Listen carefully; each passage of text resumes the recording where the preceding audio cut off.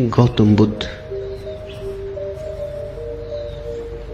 ऐसे हैं जैसे हिमाच्छादित हिमालय। पर्वत तो और भी हैं, हिमाच्छादित पर्वत और भी हैं, पर हिमालय अतुलनीय है, उसकी कोई उपमा नहीं। हिमालय बस हिमालय जैसा है, गौतम बुद्ध बस गौतम बुद्ध जैसे। पूरी मनुष्य जाति के इतिहास में वैसा महिमापूर्ण नाम दूसरा नहीं।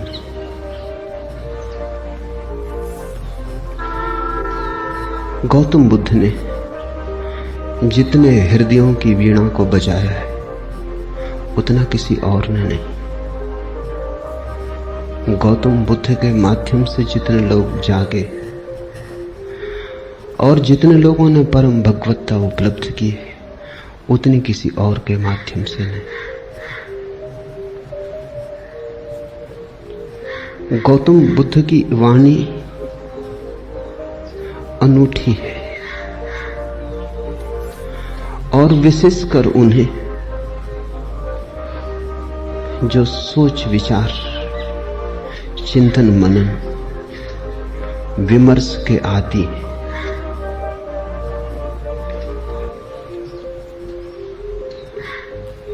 हृदय से भरे हुए लोग सुगमता से परमात्मा की तरफ चले जाते हैं,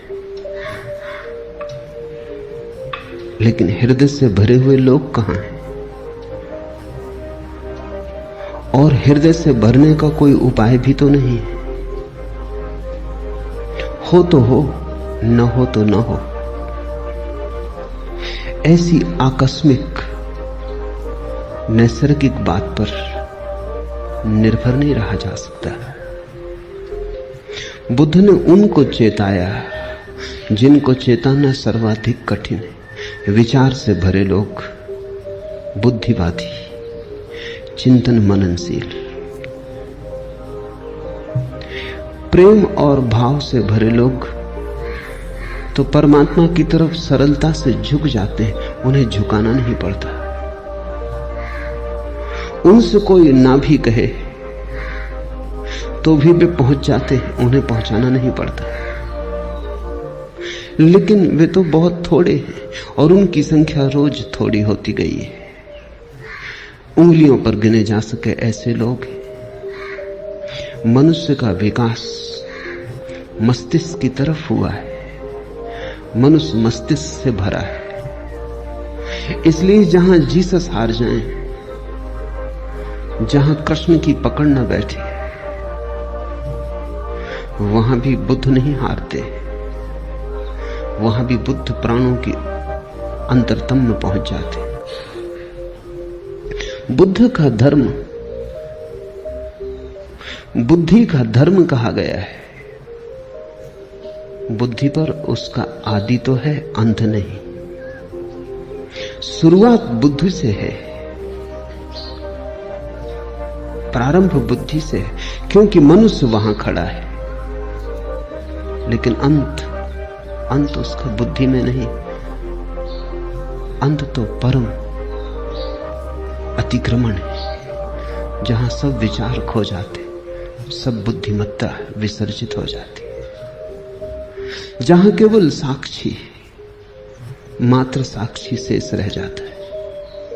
लेकिन बुद्ध का प्रभाव उन लोगों में तत्क्षण अनुभव होता है जो सोच विचार में कुशल है। बुद्ध के साथ मनुष्य जाति का एक नया अध्याय शुरू हुआ। 25 वर्ष पहले बुद्ध ने वह कहा जो आज भी सार्थक मालूम पड़ेगा और जो आने वाली सदियों तक सार्थक रहेगा।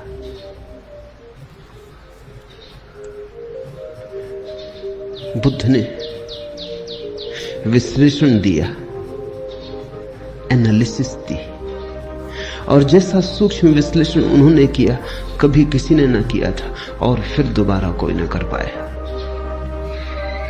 उन्होंने जीवन की समस्या के उत्तर शास्त्र से नहीं दिए, विश्लेषण की प्रक्रिया से दिए। बुद्ध धर्म के पहले वैज्ञानिक हैं। उनके साथ श्रद्धा और आस्था की जरूरत नहीं है, उनके साथ तो समझ पर्याप्त है। अगर तुम समझने को राजी हो तो तुम बुद्ध की नौका में सवार हो जाओगे।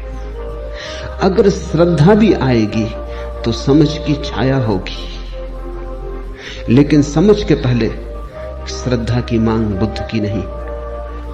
बुद्ध ये नहीं कहते कि जो मैं कहता हूं भरोसा कर लो। बुद्ध कहते हैं सोचो, विचारो, विश्लेषण करो, खोजो, पाओ अपने अनुभव से तो भरोसा कर लेना।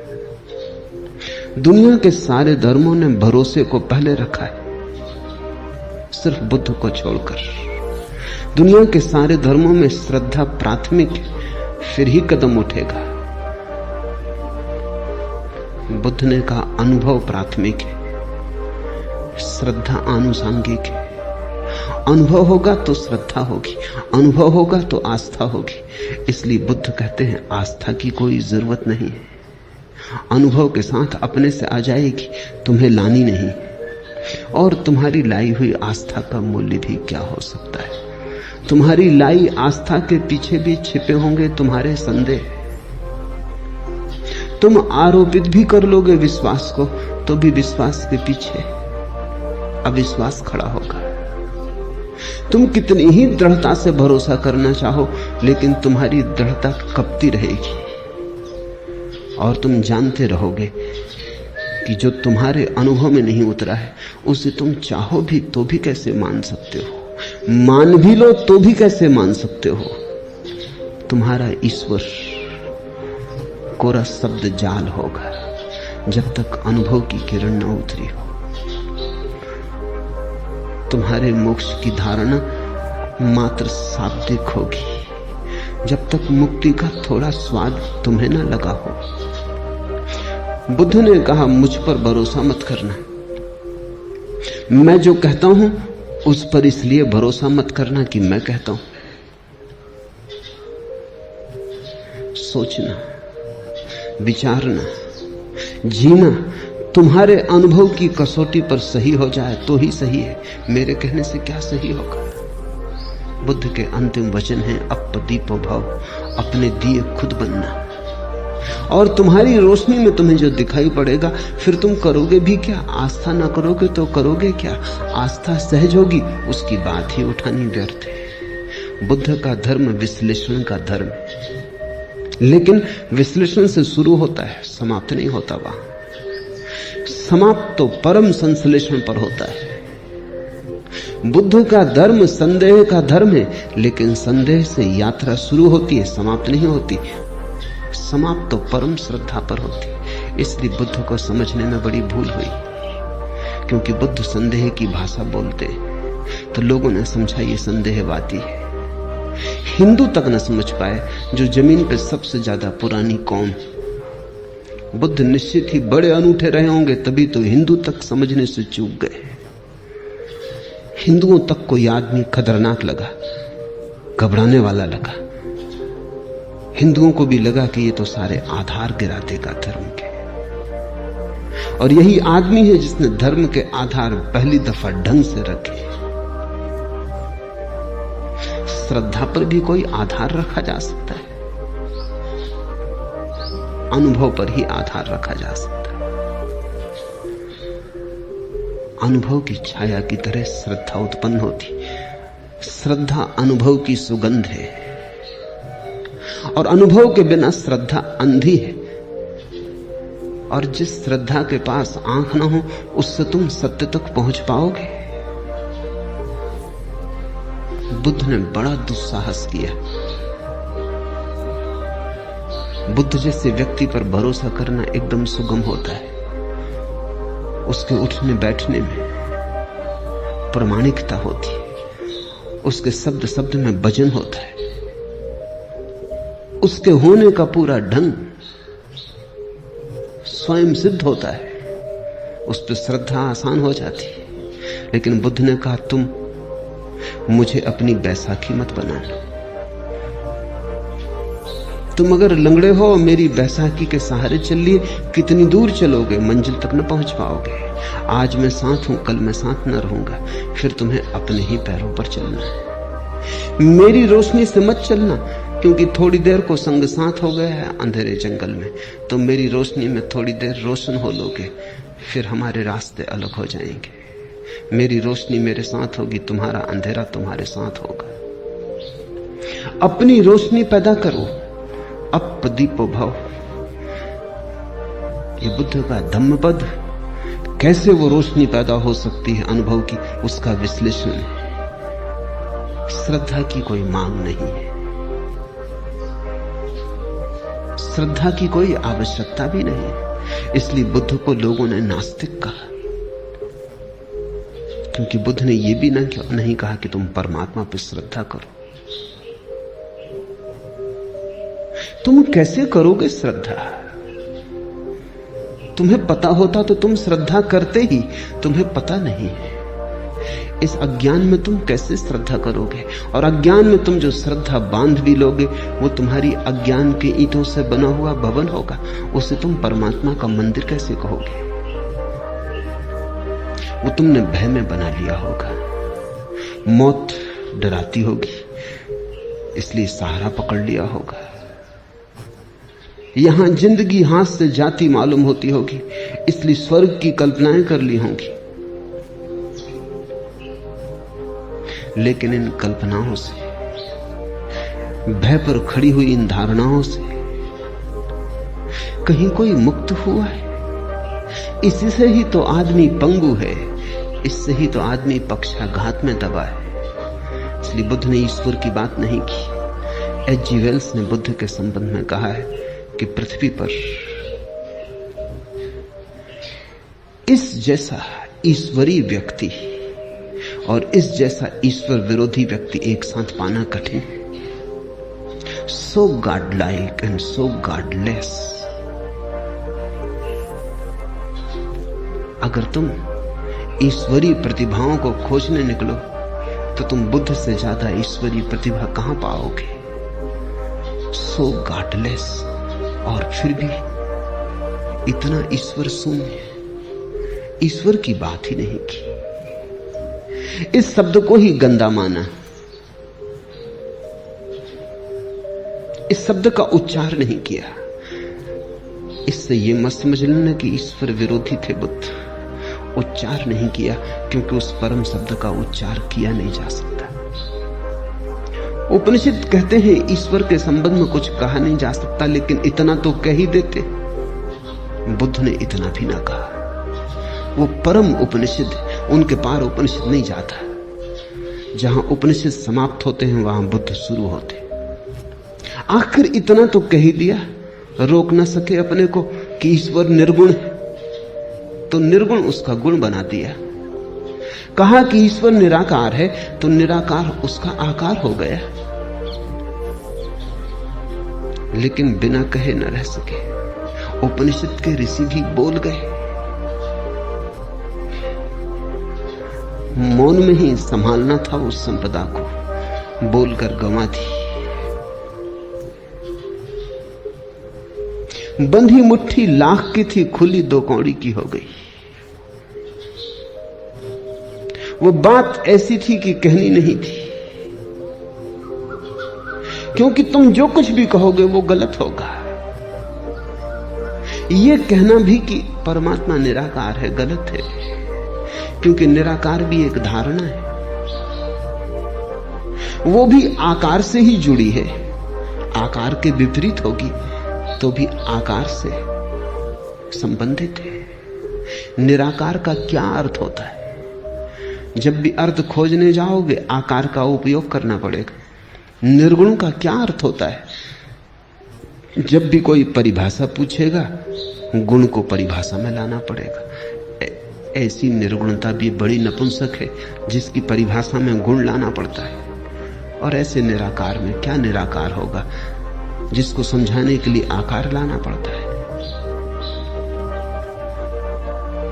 बुद्ध से ज्यादा कोई भी नहीं बोला और बुद्ध से ज्यादा चुप भी कोई नहीं। कितना बुद्ध बोले। अन्वेषक खोज करते हैं तो वो कहते हैं एक आदमी इतना बोला, ये संभव कैसे? उन्हें डर लगता है कि इसमें बहुत कुछ प्रक्षिप्त है, दूसरों ने डाल दिया है। कुछ भी प्रक्षिप्त नहीं है। जितना बुद्ध बोले पूरा संग्रहित ही नहीं हुआ है। खूब बोले और फिर भी उनसे ज्यादा चुप कोई भी नहीं, क्योंकि जहां जहां नहीं बोलना था वहां नहीं बोले। ईश्वर के संबंध में एक शब्द ना कहा। इस खतरे को भी मोल लिया कि लोग नास्तिक समझेंगे, और आज तक लोग नास्तिक समझे जा रहे हैं, और इससे बड़ा कोई आस्तिक कभी हुआ नहीं। बुद्ध महाआस्तिक है। अगर परमात्मा के संबंध में कुछ कहना संभव नहीं है तो फिर बुद्ध ने ही कुछ कहा, चुप रह के इशारा किया। पश्चिम के एक बहुत बड़े विचारक विटगेंस्टीन ने अपनी बड़ी अनूठी किताब ट्रैक्टेटस में लिखा है कि जिस संबंध में कुछ कहा ना जा सके उस संबंध में बिल्कुल चुप रह जाना उचित है। That which cannot be said must not be said. जो नहीं कहा जा सकता कहना ही मत, कहना ही नहीं चाहिए। अगर विटगेंस्टीन बुद्ध को देखता तो समझता, अगर विटगेंस्टीन के वचन को बुद्ध ने समझा होता तो मुस्कुराते और उन्होंने स्वीकृति दी होती। विटगेंस्टीन को भी पश्चिम में लोग नास्तिक समझे, नास्तिक नहीं, पर जो कही नहीं जा सकती बात अच्छा है ना ही कही जाए। कहने से बिगड़ जाती है, कहने से गलत हो जाती है। लाओस से तक कहता तो है प्रथम वचन में अपने ताओ ते किंग में कि सत्य कहा नहीं जा सकता और जो भी कहा जाए वो असत्य हो जाता है, लेकिन फिर भी सत्य के संबंध में बहुत सी बातें कही, बुद्ध ने नहीं कही। तुम कहोगे फिर बुद्ध कहते क्या रहे? बुद्ध ने स्वास्थ्य के संबंध में एक शब्द भी नहीं कहा, केवल बीमारी का विश्लेषण किया और निदान किया, औषधि की व्यवस्था की। बुद्ध ने कहा मैं एक वैद्य हूं, मैं कोई दार्शनिक नहीं हूं। मैं तुम्हारी बीमारी का विश्लेषण करूंगा, निदान करूंगा, औषधि सुझा दूंगा, और जब तुम ठीक हो जाओगे तभी तुम जानोगे कि स्वास्थ्य क्या है। मैं उस संबंध में कुछ भी ना कहूंगा। स्वास्थ्य जाना जाता है, कहा नहीं जा सकता। बीमारी मिटाई जा सकती है, बीमारी समझाई जा सकती है, बीमारी बनाई जा सकती है, बीमारी का इलाज हो सकता है, सही हो सकता है, गलत हो सकता है, बीमारी के साथ बहुत कुछ हो सकता है। स्वास्थ्य, जब बीमारी नहीं होती तब जो शेष रह जाता है वही, उस तरफ केवल इशारे हो सकते हैं, मौन, इंगित हो सकते हैं, वे भी प्रत्यक्ष नहीं, बड़े परोक्ष। बुद्ध के धर्म को शून्यवादी कहा गया है। शून्यवादी उनका धर्म है, लेकिन इससे यह मत समझ लेना कि शून्य पर उनकी बात पूरी हो जाती, नहीं, बस शुरू होती। बुद्ध एक ऐसे उत्तुंग शिखर है जिसका आखिरी शिखर हमें दिखाई नहीं पड़ता। बस थोड़ी दूर तक हमारी आंखें जाती, हमारी आंखों की सीमा है। थोड़ी दूर तक हमारी गर्दन उठती है, हमारी गर्दन के झुकने की सामर्थ्य है, और बुद्ध खोते चले जाते हैं। दूर हिमाच्छादित शिखर है, बादलों के पार।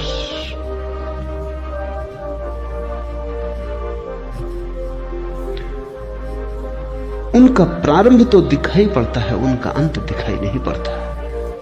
यही उनकी महिमा है। और प्रारंभ को जिन्होंने अंत समझ लिया वो भूल में पड़ गए। प्रारंभ से शुरू करना, लेकिन जैसे जैसे तुम शिखर पर उठने लगोगे और आगे दिखाई पड़ने लगा। और आगे दिखाई पड़ने लगेगा।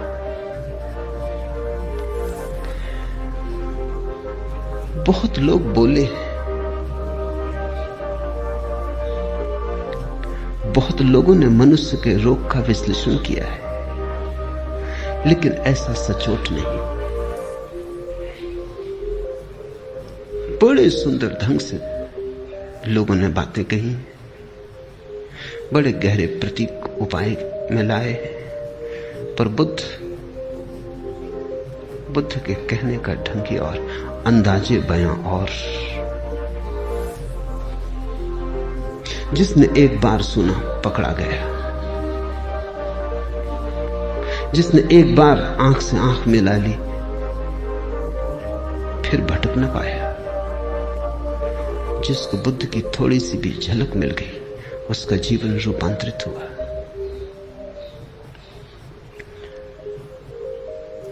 आज से 2500 वर्ष पूर्व जिस दिन बुद्ध का जन्म हुआ, घर में उत्सव मनाया जाता था। सम्राट के घर बेटा पैदा हुआ था, पूरी राजधानी सजी थी। रात भर लोगों ने दिए जलाए, नाचे, उत्सव का क्षण था। बूढ़े सम्राट के घर बेटा पैदा हुआ था। बड़े दिन की प्रतीक्षा पूरी हुई थी। बड़ी पुरानी अभिलाषा थी पूरे राज्य की। मालिक बूढ़ा होता जाता था और नए मालिक की कोई खबर न थी। इसलिए बुद्ध को सिद्धार्थ नाम दिया।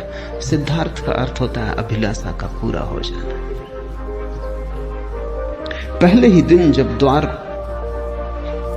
पर बैंड बाजे बजते थे, शहनाई बजती थी, फूल बरसाए जाते थे महल में, चारों तरफ प्रसाद बंटता था, हिमालय से भागा हुआ एक वृद्ध तपस्वी द्वार पर खड़ा हुआ आकर।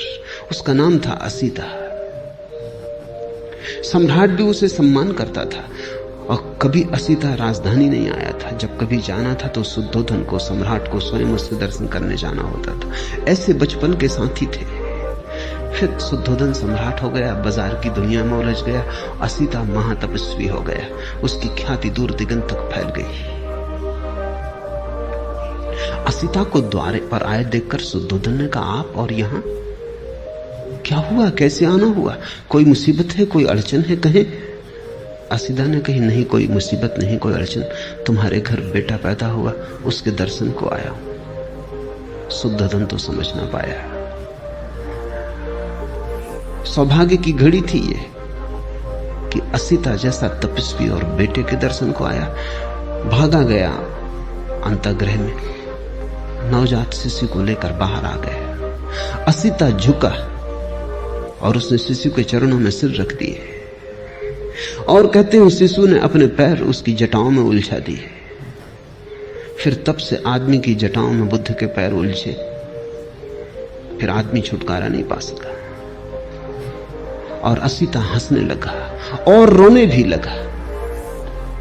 और शुद्धोधन ने पूछा कि शुभ घड़ी में आप रोते क्यों हैं? असीता ने कहा, ये तुम्हारे घर जो बेटा पैदा हुआ है, ये कोई साधारण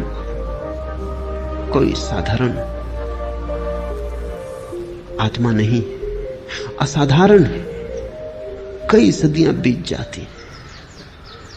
ये तुम्हारे लिए ही सिद्धार्थ नहीं है, ये अनंत अनंत लोगों के लिए सिद्धार्थ है। अनेकों की अभिलाषाएं इससे पूरी होंगी। हंसता हूं कि इसके दर्शन मिल गए। हंसता हूं, प्रसन्न हूं कि इसने मुझ बूढ़े की जटाओं में अपने पैर उलझा दिए। ये सौभाग्य का क्षण है। रोता इसलिए हूं कि जब ये कली खिलेगी, फूल बनेगी, जब दिग दिगंत में इसकी सुवास उठेगी और इसकी सुवास की छाया में करोड़ों लोग राहत लेंगे, तब मैं न रहूंगा। ये मेरा शरीर छूटने के करीब आ गया। और एक बड़ी अनूठी बात असीता ने कही है, वो ये कि अब तक आवागमन से छूटने की आकांक्षा थी, वो पूरी भी हो गई। आज पछतावा होता है। एक जन्म अगर और मिलता है तो इस बुद्ध पुरुष के चरणों में बैठने की, इसकी वाणी सुनने की, इसकी सुगंध को पीने की, इसके नशे में डूबने की सुविधा हो जाती। आज पछताता हूं, लेकिन मैं मुक्त हो चुका हूं। ये मेरा आखिरी अवतरण है, अब इसके बाद देह न धर सकूंगा। अब तक सदा ही चेष्टा की थी कि कब छुटकारा हो शरीर से, कब आवागमन से। आज पछताता हूं कि अगर थोड़ी देर और रुक गया होता। इसे तुम थोड़ा समझो। बुद्ध के फूल के खिलने के समय असीता चाहता है कि अगर मोक्ष भी दांव पर लगता हो तो कोई हर्जा नहीं।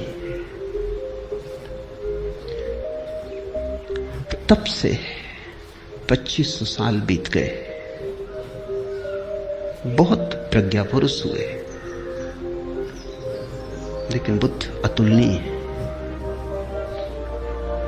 और उनकी अतुलनीयता इसमें है कि उन्होंने इस सदी के लिए धर्म दिया और आने वाले भविष्य के लिए धर्म दिया। कृष्ण की बात कितनी ही समझा के कही जाए, इस सदी के लिए मौजू नहीं बैठती।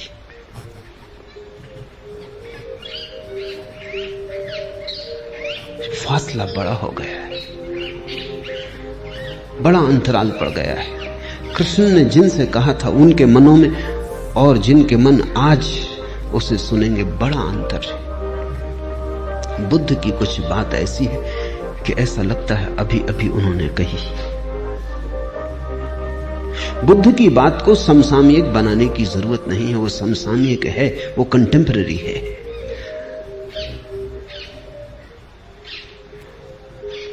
कृष्ण पर बोलो तो कृष्ण को खींच के लाना पड़ता है 20वीं सदी में, बुद्ध को नहीं लाना पड़ता है। बुद्ध जैसे खड़े ही है, 20वीं सदी में ही खड़े, और ऐसा अनेक सदियों तक रहेगा। क्योंकि मनुष्य ने जो होने का ढंग अंगीकार कर लिया है बुद्धि का, वो अब ठहरने को है, वो अब जाने को नहीं। और उसके साथ ही बुद्ध का मार्ग ठहरने को है। धम्मपद उनका विश्लेषण है। उन्हें जो जीवन की समस्याओं की गहरी छानबीन की है, उसका विश्लेषण है। एक एक शब्द को गौर से समझने की कोशिश करना, क्योंकि ये कोई सिद्धांत नहीं है जिन पर तुम श्रद्धा कर लो। ये तो निष्पत्तियां हैं प्रयोग की। अगर तुम भी इनके साथ विचार करोगे तो ही इन्हें पकड़ पाओगे। ये आंख बंद करके स्वीकार कर लेने का सवाल नहीं है, ये तो बड़े सोच विचार मनन का सवाल है।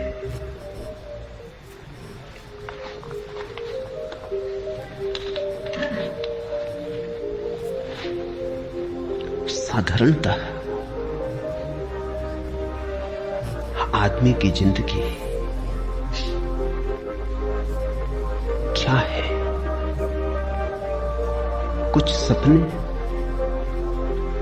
कुछ टूटे फूटे सपने, कुछ अभी भी साबित भविष्य की आशा में अटके। आदमी की जिंदगी क्या है? अतीत के खंडहर, भविष्य की कल्पनाएं। आदमी का पूरा होना क्या है? चले जाते, उठते हैं, बैठते हैं, काम करते हैं, कुछ पक्का पता नहीं क्यों, कुछ साफ जाहिर नहीं कहां जा रहे, बहुत जल्दी में भी जा रहे हैं, बड़ी पहुंचने की तीव्र उत्कंठा है, लेकिन कुछ पक्का नहीं कहां पहुंचना चाहते, किस तरफ जाते हो। कल मैं एक गीत पढ़ता था शाहिर का, न कोई ज्यादा न कोई मंजिल न रोशनी का सुराग, न कोई ज्यादा न कोई मंजिल न रोशनी का सुराग, भटक रही है खलाओं में जिंदगी मेरी। न कोई रास्ता, न कोई मंजिल, रोशनी का सुराग भी नहीं, कोई एक किरण भी नहीं, और पूरी जिंदगी अंधेरी घाटियों में, शून्य में भटक रही है, भटक रही है खलाओं में जिंदगी मेरी। ऐसी ही मनुष्य की दशा है सदा से। बहुत सी झूठी मंजिलें भी तुम बना लेते हो। राहत के लिए कुछ तो चाहिए। सत्य बहुत कड़वा है, और अगर सत्य के साथ तुम खड़े हो जाओ तो खड़े होना भी मुश्किल मालूम होगा। सिगमंड फ्रायड ने कहा है कि आदमी बिना झूठ के जी नहीं सकता। झूठ सहारा है। तो हम झूठी मंजिलें बना लेते हैं। असली मंजिल का तो कोई पता नहीं। बिना मंजिल के जीना असंभव। कैसे जियोगे बिना मंजिल के? अगर ये पक्का ही हो जाए कि पता ही नहीं कहां जा रहे हैं, तो पैर कैसे उठेंगे? यात्रा कैसे होगी? तो हम कल्पित मंजिल बना लेते, एक झूठी मंजिल बना लेते। उससे राहत मिल जाती, लगता है कहीं जा रहे हैं। कोई रास्ता नहीं है, क्योंकि झूठी मंजिलों के कहीं कोई रास्ते होते? जब मंजिल ही झूठी है तो रास्ता कैसे हो सकता है? तो फिर हम रास्ता भी बना लेते,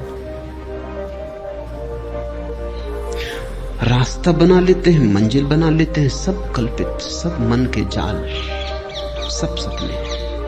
और ऐसे अपने को भर लेते हैं और लगता है शून्य भर गया, जिंदगी बड़ी भरी पूरी। कोई कुछ दिन हुए चल बसा। एक मित्र ने आके कहा कि आपको पता चला फला फला व्यक्ति चल बसे, बड़ी भरी पूरी जिंदगी थी। मैंने पूछा, रुको, चल बसे ठीक, उसमें तो कुछ किया नहीं जा सकता, लेकिन भरी पूरी जिंदगी थी, ये तुमसे किसने कहा?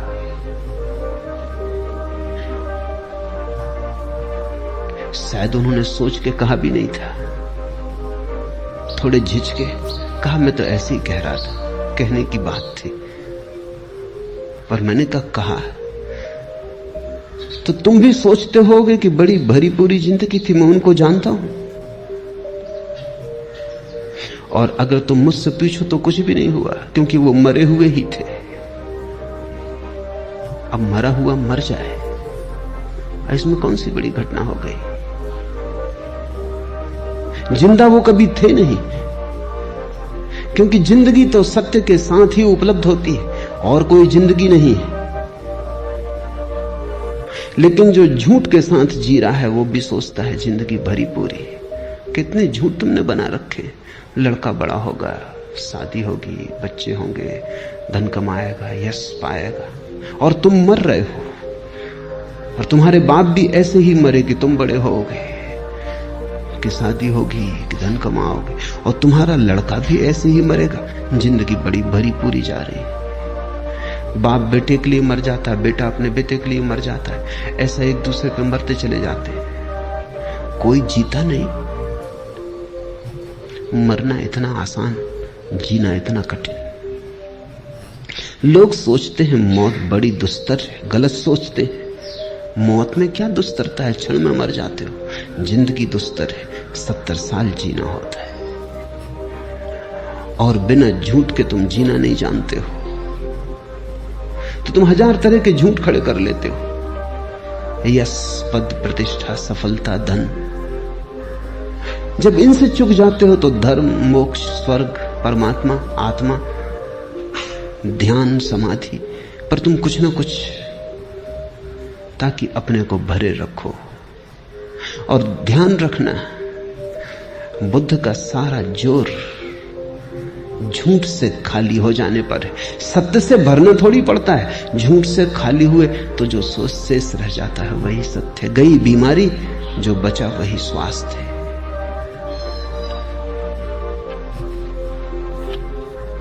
लेकिन कितने ही लोगों ने जगाने की कोशिश की है, तुम जागते नहीं। आदमी का झूठ को पैदा करने का अभ्यास इतना गहरा है कि वो बुद्ध के आसपास भी, बुद्ध भी मौजूद हों जगाने को, तो उनके आसपास भी अपनी नींद की सुविधा जुटा लेता है। बुद्ध जगाते हैं, तुम उनके जगाने की चेष्टा को भी नशा बना लेते हो। तुम हर चीज में से शराब निकाल लेते हो। ऐसी कोई चीज नहीं है जिसमें से तुम शराब ना निकाल लो। इसलिए तो बुद्ध आते हैं, चले जाते हैं, बुद्ध पुरुष पैदा होते हैं, विदा हो जाते। तुम अपनी जगह अडिग खड़े रहते, तुम अपने झूठ से हटते नहीं। शायद बुद्ध पुरुषों ने जो कहा उसको भी तुम अपने झूठ में सम्मिलित कर लेते। क्या है तुम्हारे झूठ का राज? अहंकार। अहंकार सरासर झूठ है। ऐसी कोई चीज कहीं है नहीं। तुम हो नहीं, सिर्फ एक भ्रांति हो। है तो पूर्ण, सारा अस्तित्व इकट्ठा है। यह भ्रांति है कि तुम अलग हो। कल ही एक मित्र से मैंने कहा कि अब जागो, तो उन्होंने कहा कि कोशिश बहुत करता हूं, मन निंदा से भी भर जाता है, अपने प्रति अपराधी भी मालूम होता हूं, बेईमान भी मालूम पड़ता हूं, क्योंकि जो करना चाहिए मालूम है, समझ में आता और नहीं कर रहा हूं। तो मैंने उनसे कहा तुम एक ही कृपा करो, ये करने का ख्याल छोड़ दो, क्योंकि उसने पैदा किया, वही श्वास ले रहा है, तुम करना भी उसी पे छोड़ दो। उन्होंने कहा कि जन्म उसने दिया, इतना तक तो मैं मान सकता हूं, लेकिन बाकी और काम वही कर रहा है, ये नहीं मान सकता। ये तो मैं मान ही नहीं सकता कि बेईमानी भी वही कर रहा है। अभी थोड़ा सोचने जैसा है। हमें भी लगेगा कि बेचारा धार्मिक बात तो कह रहा है ये व्यक्ति, कि बेईमानी कैसे परमात्मा पे छोड़ दूं, लेकिन नहीं, सवाल ये नहीं है। अहंकार, ये कोई परमात्मा को बचाने की चेष्टा नहीं है कि परमात्मा पे बेईमानी कैसे सौंप दूं।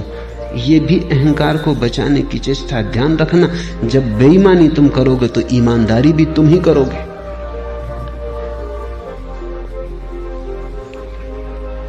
लेकिन जब जन्म भी तुम्हारा अपना नहीं और मौत भी तुम्हारी अपनी नहीं है, तो दोनों के बीच में तुम्हारा अपना कुछ कैसे हो सकता है?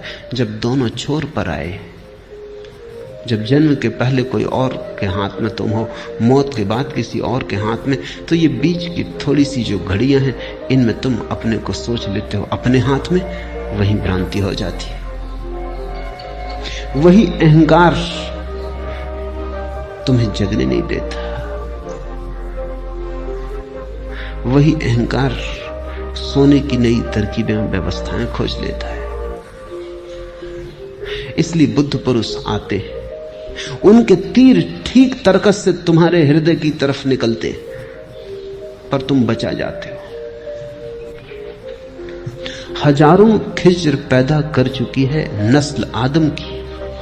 आदमी ने कितने बुद्ध पुरुष पैदा किए, हजारों खिज्र, पैगंबर, तीर्थंकर, हजारों खिज्र पैदा कर चुकी है नस्ल आदम की। ये सब तस्लीम, लेकिन आदमी अब तक भटकता है। ये सब तस्लीम, ये सब स्वीकार कि हजारों बुद्ध पुरुष हुए, पर इससे क्या फर्क पड़ता है? आदमी अब तक भटकता है। आदमी भटकना चाहता है। कहता तो आदमी यही है कि भटकना नहीं चाहता। कहते तो तुम मेरे पास यही हो, शांत होना चाहते हैं, सत्य होना चाहते हैं, सरल होना चाहते हैं। लेकिन सच में तुम होना चाहते हो, या कि सरलता के नाम पर तुम नई जटिलता खोज रहे हो, या सत्य के नाम पर तुमने नए झूठों की तलाश शुरू की है, या शांति के नाम पर अब तुमने एक नया रोग पाला। अब तुम शांति के नाम पर अशांत होने को उत्सुक हुए। साधारण आदमी अशांत होता है, सिर्फ शांति की तो कम से कम चिंता नहीं होती। अब तुम शांति के लिए भी चिंतित हो। पुरानी अशांति तो बरकरार, अब तुम और धन करोगे, उसमें गुणनफल करोगे। अब तुम कहोगे कि शांति भी चाहिए, अब एक नई अशांति जुड़ी कि शांति नहीं। झूठ तो तुम थे, अब तुम कहते हो सत्य खोजेंगे।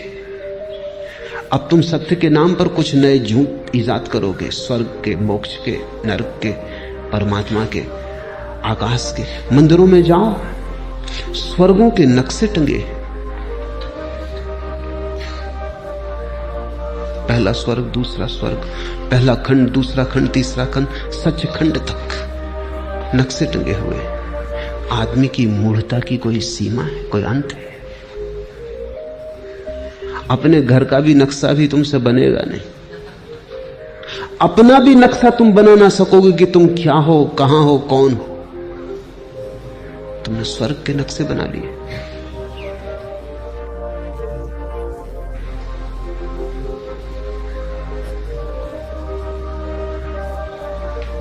एक दुकान पर एक शिकारी कुछ सामान खरीद रहा था। अफ्रीका जा रहा था शिकार करने, कहीं जंगल में भटक ना जाए, इसलिए उसने एक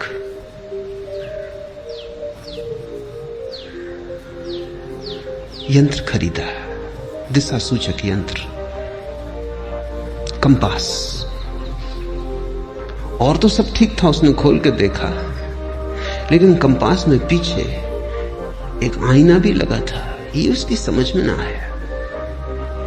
कभी कोई कंपास है या किसी स्त्री का साज श्रृंगार का सामान, इसमें आईना किस लिए लगा है? ये दिशा सूचक यंत्र है, इसमें आईने की क्या जरूरत? उसने दुकानदार से पूछा कि और सब तो ठीक है, लेकिन ये मेरी समझ में नहीं आया कि इसमें आईना क्यों लगा। दुकानदार ने, ये इसलिए कि जब तुम भटक जाओ तो कंपास तो बताएगा स्थान, आईने में तुम देख लेना ताकि पता चल जाए कौन भटक गया है। कहां भटक गए हो ये तो कंपास से पता चल जाए, लेकिन कौन भटक गया है अपना पता नहीं। स्वर्ग के नक्शे बना दिए।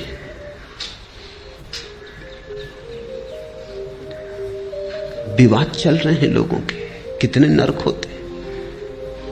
हिंदू कहते हैं 3, जैन कहते हैं 7। बुद्ध ने बड़ी मजाक की, उन्होंने कहा 700।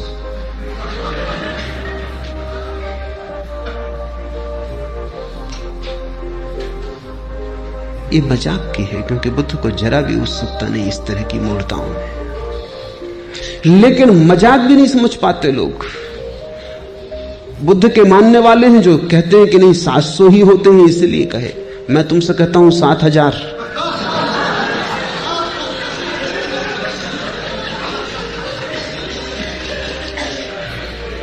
आदमी सत्य से भी झूठ खोज लेता है, इसलिए आदमी भटकता है। बुद्ध बड़े शुद्ध खोजी हैं, उनकी खोज बड़ी निर्दोष। घर छोड़ा तो जितने गुरु उपलब्ध थे सबके पास गए। गुरु उनसे थक गए, क्योंकि असली शिष्य आ जाए तभी पता चलता है कि गुरु गुरु है या नहीं। झूठे शिष्यों के साथ तो पता नहीं चलता। लोग मुझसे पूछते हैं आके कि असली गुरु का कैसे पता चले। मैं उनको कहता हूं तुम फिक्र ना करो, अगर तुम असली शिष्य हो पता चल जाए। नकली गुरु तुमसे बचेगा, भागेगा कि ये चला आ रहा असली शिष्य, ये झंझट खड़ी करेगा। तुम गुरु की फिक्र ही छोड़ दो। असली शिष्य अगर तुम हो तो नकली गुरु तुम्हारे पास टिकेगा ही नहीं। तुम टिके रहना, वो ही भाग जाएगा। जिब्रान की कहानी है कि एक आदमी गांव गांव कहता फिरता था कि मुझे स्वर्ग का पता है, जिनको आना हो मेरे साथ आ जाओ। कोई आता नहीं था, लेकिन लोगों को 1000 दूसरे काम। कोई स्वर्ग जाने की इतनी जल्दी वैसे भी किसी को नहीं। लोग स्वर्गीय तो मजबूरी में होते, तो हाथ पैर ही नहीं चलते, लोग मरघट पे पहुंचाते तब स्वर्गीय होते। कोई स्वर्गीय होने को राजी नहीं था। लोग कहते आपकी बात सुनते जचती, जब जरूरत होगी तब उपयोग करेंगे, मगर अभी कृपा करें, अभी हमें जाना नहीं। एक गांव में ऐसा हुआ, उस आदमी का खूब धंधा चलता था, क्योंकि जिनको स्वर्ग नहीं जाना इनको बचने के लिए भी गुरु को कुछ गुरु दक्षिणा देनी पड़ती थी। वो आ जाए गांव में और समझाए तो उसको कुछ सेवा भी करनी पड़ती, पैर भी पड़ने पड़ते। कहते तुम बिल्कुल ठीक हो, मगर अभी हम साधारण जन अभी संसार में उलझे हैं, जब कभी सुलझेंगे जरूर आपकी बात का ख्याल करेंगे, रख लेते हैं संभाल के हृदय में। तो गुरु का धंधा भी चलता था, ना कभी कोई झंझट आई थी ना कुछ। एक गांव में उपद्रव हो गया, एक असली शिष्य मिल गया। उसने कहा अच्छा तुम्हें पक्का पता है? बिल्कुल पक्का पता है, क्योंकि अभी तो कोई झिंझराई नहीं थी। तो उसने कहा अच्छा मैं चलता हूं, कितने दिन लगेंगे पहुंचने में? तब जरा गुरु घबराया कि इधर उपद्रवी मालूम पड़ता है। पैर छुओ बात ठीक है, सांस चलने की बात, मगर अब सबके सामने मना भी नहीं कर सका। उसने कहा देखेंगे, भटकाएंगे, साल 2 साल, भाग जाएगा अपने आप। 6 साल बीत गए, वो उनके पीछे ही पड़ा है। वो कहता है कि कब आएगा, अभी तक आया नहीं। एक दिन उस गुरु ने कहा तेरे हाथ जोड़ता हूं भैया, तू जब तक न मिला था हमको भी पता था, तेरे कारण हमारा भी खोया। असली शिष्य मिल जाए तो फिर गुरु अपने आप। दुनिया में नकली गुरु हैं क्योंकि नकली शिष्यों की बड़ी संख्या है। नकली गुरु तो बाई प्रोडक्ट है, वो सीधे पैदा नहीं होते, नकली शिष्य उन्हें पैदा कर लेता है। बुद्ध सभी गुरुओं के पास गए, गुरु घबरा गए क्योंकि ये व्यक्ति निश्चित प्रमाणिक था। जो उन्होंने कहा वो इसने इतनी पूर्णता से किया कि उनको भी दया आने लगी कि तो हमने भी नहीं किया है, कोई करते नहीं था तब तक बात ठीक थी। इस पे दया आने लगी। इससे ये भी न कह सकते थे कि तुमने पूरा नहीं किया इसलिए उपलब्ध नहीं हो रहा है। इसने पूरा किया, उसमें तो रत्ती भर कमी नहीं रखी। गुरु ने हाथ जोड़ के कहा बस हम यहां तक तुम्हें बता सकते थे, इसके आगे हमें खुद भी पता नहीं। सारे गुरुओं को बुद्ध ने चुका डाला, एक गुरु साबित न हुआ। तब सिवाय इसके कोई रास्ता न रहा कि खुद खोजे। और इसलिए बुद्ध की बातों में बड़ी ताजगी है क्योंकि उन्होंने खुद खोजा, किसी गुरु से नहीं पाया था, किसी से सुन के नहीं दोहराया था, फिर खुद खोज पर निकले, नितांत अकेले, बिना किसी सहारे के। शास्त्र धोखा दे गए, गुरु धोखा दे गए, सब पीछे हट गए, अकेला रह गया खोजी। ऐसा ही होता है। जब तुम्हारी खोज असली होगी तुम पाओगे शास्त्र काम नहीं देते। शास्त्र तभी तक काम देते हैं जब तक तुम उनका भजन पाठ करते हो, बस तभी तक। अगर तुमने यात्रा शुरू की तुम तत्क्षण पाओगे शास्त्र में 1000 गलतियां होनी ही चाहिए, क्योंकि हजारों साल तक हजारों लोगों से दोहराते रहे, बनाते रहे, उसमें बहुत कुछ छूट गया, बहुत कुछ जुड़ गया है। लेकिन ये तो पता तुम्हें तभी चलेगा जब तुम यात्रा करोगे। एक तुम नक्शा लिए घर में बैठे हो, उसकी तुम पूजा करते हो, कैसे पता चलेगा? यात्रा पर निकलो तब तुम्हें पता चलेगा, अरे इस नक्शे में नदी बताई है, यहां कोई नदी नहीं। इस नक्शे में पहाड़ बताया है, यहां कोई पहाड़ नहीं। इस नक्शे में कहा बाएं मुड़ना, बाएं मुड़ो तो गड्ढ है, यात्रा होती नहीं। दाएं मुड़ो तो ही हो सकती है। जब तुम यात्रा पर निकलोगे तभी परीक्षा होती तुम्हारे नक्शों की, उसके बिना कोई परीक्षा नहीं। जो भी यात्रा पर गए उन्होंने शास्त्र को सदा कम पाया, जो भी यात्रा पर गए उन्होंने गुरुओं को कम पाया। जो भी यात्रा पर गए उन्हें एक बात अनिवार्य रूप में पता चली कि प्रत्येक को अपना मार्ग स्वयं ही खोजना पड़ता है। दूसरे से सहारा मिल जाए बहुत, पर कोई दूसरा तुम्हें मार्ग नहीं दे सकता, क्योंकि दूसरा जिस मार्ग पर चला था तुम उस पर कभी भी ना चलोगे। वो उसके लिए था, वो उसका था, वो उसके स्वभाव में अनुकूल बैठता था। और प्रत्येक व्यक्ति अद्वितीय है। बुद्ध ने यह घोषणा की कि प्रत्येक व्यक्ति अद्वितीय है, इसलिए एक ही राजपथ पर सभी नहीं जा सकते, सबकी अपनी पगडंडी होगी। इसलिए सद्गुरु तुम्हें रास्ता नहीं देता, केवल रास्ते को समझने की परख देता है। सद्गुरु तुम्हें विस्तार के नक्शे नहीं देता, केवल रोशनी देता है ताकि तुम खुद विस्तार देख सको, नक्शे तय कर सको, क्योंकि नक्शे रोज बदल रहे हैं। जिंदगी कोई स्थिर बात नहीं है, जड़ नहीं है, जिंदगी प्रवाह है। जो कल था वो आज नहीं है, जो आज है वो कल नहीं होगा। सद्गुरु तुम्हें प्रकाश देता, रोशनी देता, दिया देता हाथ में कि ये दिया ले लो, अब तुम खुद खोजो और निकल जाओ। और ध्यान रखना, खुद खोजने से जो मिलता है वही मिलता है, जो दूसरा दे दे वो मिला हुआ है ही नहीं। दूसरे का दिया छीना जा सकता है, खुद का खोजा भर नहीं छीना जा सकता। और जो छिन जाए वो कोई अध्यात्म है जो छीना ना जा सके वही।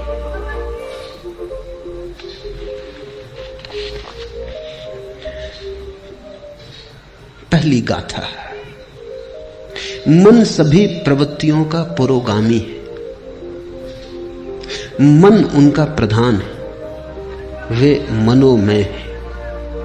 यदि कोई दोषयुक्त मन से बोलता है या कर्म करता है तो दुख उसका अनुसरण वैसे ही करता है जैसे गाड़ी का चक्का खींचने वाले बैलों के पैर का। छोटा सूत्र पर बड़ा दूरगामी।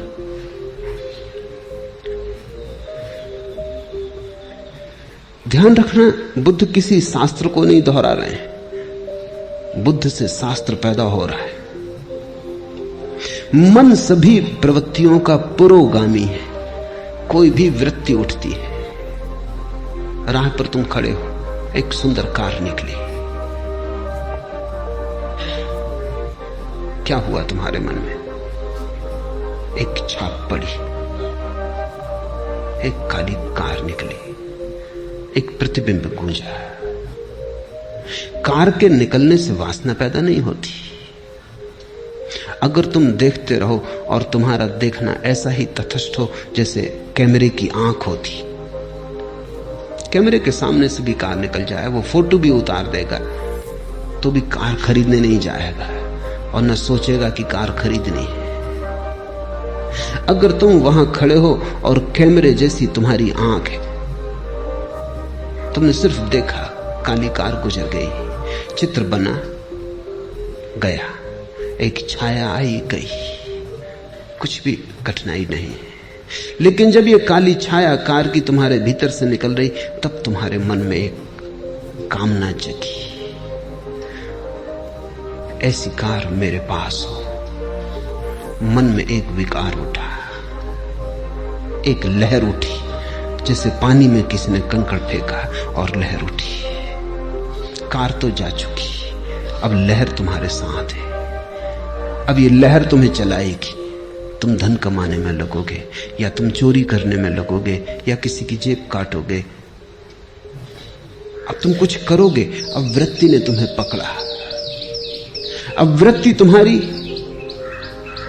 कभी क्रोध करवाएगी अगर कोई बाधा डालेगा। अगर कोई मार्ग में आएगा तो तुम हिंसा करने को उतारू हो जाओगे, मरने मारने को उतारू हो जाओगे। अगर कोई सहारा देगा तो तुम मित्र हो जाओगे, कोई बाधा देगा तो शत्रु हो जाओगे। अब तुम्हारी रातें इसी सपने से भर जाएंगी। बस ये कार तुम्हारे आसपास घूमने लगेगी। जब तक ये ना हो जाए तुम्हें चैन ना मिलेगा। और मजा ये है कि वर्षों की मेहनत के बाद जिस दिन ये तुम्हारी हो जाएगी, तुम अचानक पाओगे कार तो अपनी हो गई, लेकिन अब इन वर्षों की बेचैनी का अभ्यास हो गया। अब बेचैनी नहीं छोड़ती। कार तो अपनी हो गई लेकिन बेचैनी नहीं जाती, क्योंकि बेचैनी का अभ्यास हो गया। अब तुम इस बेचैनी के लिए नया कोई यात्रा पथ खोजोगे। बड़ा मकान बनाना है, हीरे ज़ेवरात खरीदने हैं। अब तुम कुछ और करोगे, क्योंकि अब बेचैनी तुम्हारी आदत हो गई। और अब इस बेचैनी का तुम क्या करोगे? इस सालों तक बेचैनी को संभाला, कार तो मिल गई, लेकिन अब कार का मिलना न मिलना बराबर है। अब ये बेचैनी पकड़ गई। इसलिए तो धनी बहुत लोग हो जाते हैं और धनी नहीं हो पाते, क्योंकि जब वे धनी होते हैं तब तक बेचैनी अभ्यास का हो गया उसका। जब तक धनी हुए तब तक चैन से ना रह सके। सोचा कि जब धनी हो जाएंगे तब चैन से रह लेंगे, लेकिन चैन कोई इतनी आसान बात है? अगर बेचैनी का अभ्यास घना हो गया तो धनी तो तुम हो जाओगे, बेचैनी कहां जाएगी? तब और धनी होने की दौड़ लगती और मन कहता और धनी हो जाएं फिर। लेकिन सारा जाल मन का है। बुद्ध ने अपनी एक एक वृत्ति को जांचा और पाया कि वृत्ति मन के सरोवर में उठी लहर है। वृत्ति का मतलब ही लहर होता है। वो मन का कब जाना है। अगर मन निष्कंप रह जाए तो कोई वृत्ति पैदा नहीं होती। अगर मन कब गया तो वृत्ति पैदा हो जाती है। फिर कोई फर्क नहीं पड़ता कि किस चीज से कपता है। आज से 2500 साल पहले बुद्ध के समय में कार तो नहीं थी, तो कई नासमझ सोचते हैं कि तब बड़ी शांति थी क्योंकि कार नहीं थी, तो कार की तो चिंता पैदा ही नहीं हो सकती थी। हवाई जहाज नहीं था तो हवाई जहाज खरीदना, इसकी चिंता तो पैदा नहीं हो सकती थी। लेकिन तुम गलती में हो, चिंताएं इतनी ही थी क्योंकि किसी के पास शानदार बैलगाड़ी थी, बग्घी थी, वो चिंता पैदा करवाती थी। किसी के पास शानदार घोड़ा था, वो चिंता पैदा करवाता था। चिंता के लिए विषय से कोई फर्क नहीं पड़ता। तुम लहर सरोवर में उठाने के लिए एक कंकड़ फेंको या कोहिनूर हीरा फेंको, इससे कोई फर्क नहीं पड़ता। कोहिनूर हीरा भी वृत्ति उठाता है, साधारण कंकड़ भी उतनी ही वृत्ति उठाता है, उतनी लहर उठाता है। पानी फिक्र नहीं करता कि तुमने कोहिनूर फेंका कि कंकड़ फेंका, कुछ फेंका, बस इतना काफी है। मन में कुछ भी फेंका और उपद्रव शुरू हुआ। मन सभी प्रवृत्तियों का पुरोगामी, मन उनका प्रधान है, वे मनोमय है। यदि कोई दोषयुक्त मन से बोलता है या कर्म करता है तो दुख उसका अनुसरण वैसे ही करता है जैसे गाड़ी का चक्का खींचने वाले बैलों के पैर का। बुद्ध ने एक सूत्र पाया, जीवन में दुख है, हम भी जीवन में दुखी हैं। और जब हमें दुख पकड़ता है तो हम पूछते हैं किसने दुख पैदा किया, कौन मेरा दुख पैदा कर रहा है? पत्नी, पति, बेटा, बाप, मित्र, समाज, कौन मेरा दुख पैदा कर रहा है? आर्थिक व्यवस्था, सामाजिक ढांचा, कौन मेरा दुख पैदा कर रहा है? मार्क्स से पूछो तो वो कहता है दुख पैदा हो रहा है क्योंकि समाज का आर्थिक ढांचा गलत है, गरीबी है, अमीरी है, इसलिए दुख पैदा हो रहा है। फ्रायड से पूछो तो वो कहता है दुख इसलिए पैदा हो रहा है कि मनुष्य को अगर उसकी वृत्तियों के प्रति पूरा खुला छोड़ दिया जाए तो वो जंगली जानवर जैसा हो जाता है। दुख पैदा होगा उससे, सभ्यता नष्ट हो जाएगी। अगर उसे संभाला बुझाया जाए, तैयार किया जाए, परिष्कृत किया जाए तो दमन हो जाता है। दमन होने से दुख पैदा होता है। इसलिए फ्रायड ने कहा दुख कभी भी ना मिटेगा। अगर आदमी को बिल्कुल खुला छोड़ दो तो मारकाट हो जाएगी क्योंकि आदमी के भीतर 1000 तरह की जानवरी वृत्तियां हैं। अगर दबाओ, ढंग का बनाओ, सज्जन बनाओ तो दमन हो जाता है। दमन होता है तो दुख होता रहता है, वृत्तियां पूरी नहीं हो पाती। पूरी करो तो मुसीबत, न पूरी करो तो मुसीबत। तो फ्रायड ने तो अंत में कहा कि आदमी जैसा है कभी सुखी हो ही नहीं सकता, सुख असंभव है। फ्रायड और मार्क्स, इनका विश्लेषण ही अगर अकेला विश्लेषण होता तो पक्का है कि आदमी कभी सुखी नहीं हो सकता।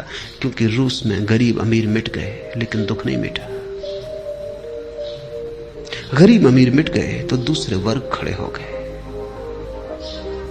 कोई पद पर है, कोई पद पर नहीं है, कोई कम्युनिस्ट पार्टी में है, कोई कम्युनिस्ट पार्टी में नहीं है। जो पद पर है वो इतना शक्तिशाली हो गया है जितना धनी पुराने दिनों में कभी भी न था, और जो पद पर नहीं है वो इतना निर्बल हो गया है जितना भूखा भिखमंगा गरीब कभी नहीं था। धनी के हाथ में इतनी ताकत कभी नहीं थी जितनी रूस में पदाधिकारी के हाथ में। संघर्ष वहीं के वहीं खड़ा है, भेद वहीं के वहीं खड़ा है।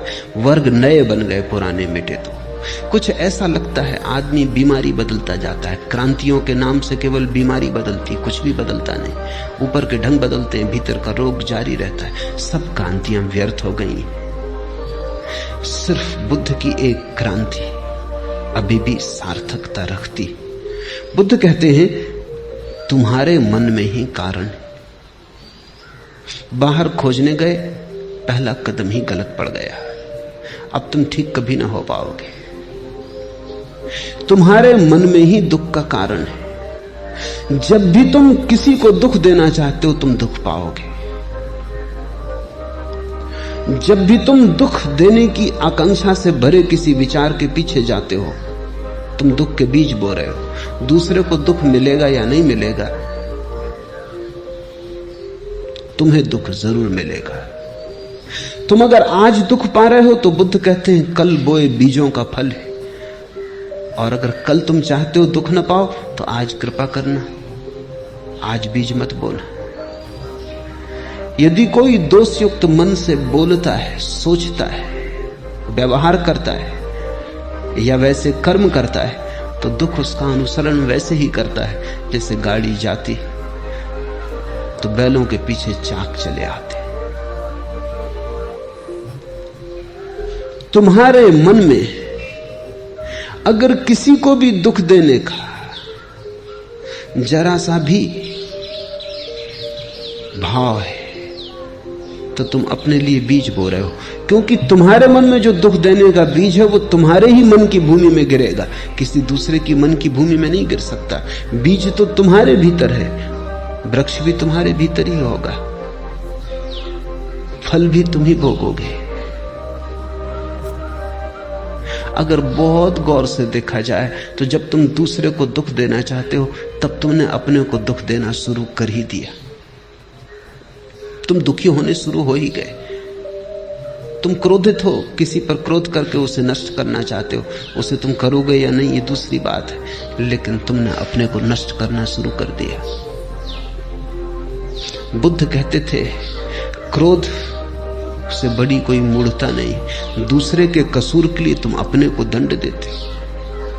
एक आदमी ने तुम्हें गाली थी, कसूर उसका होगा, अब क्रोधित तुम हो रहे हो, दंड तुम अपने को दे रहे हो, कसूर उसका था। इससे ज्यादा मूढ़ता और क्या हो सकती। उसने गाली दी, उसकी समस्या है, तुम क्यों बीच में आते हो? तुम गाली मत लो, लेने पर निर्भर है, लेना आवश्यक नहीं। आप मुझे गाली दे सकते हैं लेकिन लेने पर थोड़ी मजबूर कर सकते। देना आपके बस में, लेना मेरे बस में।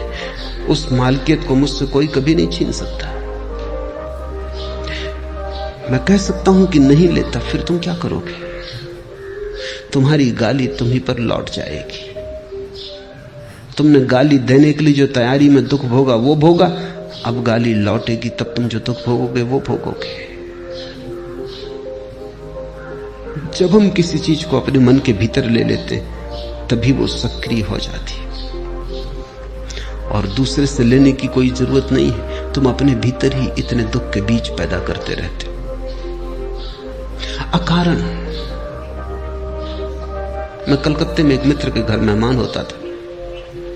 उनके पास सबसे बढ़िया कोठी है कलकत्ते में, ठीक कहना चाहिए, अब नहीं, अब एक दूसरी कोठी खड़ी हो गई, पड़ोस में ही खड़ी हो गई।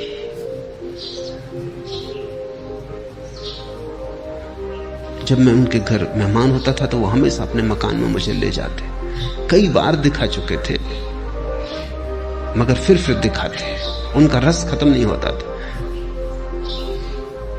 स्विमिंग पूल, बगीचा सब दिखाते। उनकी आदत थी, ये मान के मैं जब भी वो दिखाते फिर इस तरह उत्सुकता लेता जैसे कभी नहीं देखा है। मगर आखिरी बार जब उनके घर गया तो उन्होंने मकान ना दिखाया। मैं थोड़ा हैरान हुआ, क्या ये आदमी बदल गया? मैंने पूछा कि क्या मामला है, मकान नहीं दिखलाइएगा? कहने लगे क्या खाक दिखलाएं? क्या हुआ? देखते नहीं कि बगल में एक बड़ा मकान खड़ा हो गया। जब तक इससे बड़ी कोठी न कर लूं तब तक अब चैन नहीं। अब क्या दिखाना है? इनका मकान वैसे का वैसा है, क्योंकि बगल का मकान इनके मकान में कुछ फर्क नहीं किया है। इनका मकान ठीक उतना ही सुंदर है जैसा था, लेकिन बगल में एक मकान खड़ा हो गया। बड़ी लकीर किसी ने खींच दी, इनकी लकीर छोटी हो गई। बिना छुए, किसी ने छुआ नहीं, हाथ नहीं लगाया, मगर बगल में एक लकीर खड़ी हो गई। उनकी पत्नी ने मुझसे कहा कि कुछ समझाइए इनको, न सोते हैं न चैन, इनकी छाती पे बोझ हो गया वो बगल का मकान। बगल के मकान वाले को शायद पता भी ना हो कि कोई जला भुंजा जा रहा है, कि कोई मरा जा रहा है, मगर इस आदमी ने अपने भीतर एक बीज बो लिया। ये उस मकान से नहीं आया है, क्योंकि इसकी पत्नी को कोई तकलीफ नहीं, इसकी पत्नी भी वही है, इसे कोई तकलीफ नहीं है, मकान से नहीं आया है, इसके अपने भीतर के मन का रोग है, एक ईर्ष्या जगी, अहंकार को चोट लगी है। मैंने उनसे कहा कि मैं सदा जानता था कभी न कभी ये झंझट होगी। आप अपने मन में अपने मकान का इतना रस लेते कि कोई भी मकान अगर खड़ा हो गया तो आप जी ना सकोगे, क्योंकि सदा आपको देख के मुझे ऐसा लगा ये मकान आपके लिए नहीं है, आप मकान के लिए हो। आप मालिक नहीं हो, ये मकान मालिक है। आप वस्तु को अपना सब संभाल दे दिए, वस्तुओं को आप गुलाम हो गए। मुझे डर था कि कभी न कभी ये होगा, कोई मकान बड़ा बगल में खड़ा हो जाएगा तो तुम न झेल पाओगे। वो रुग्ण रहने लगे जब से वो मकान बन गया।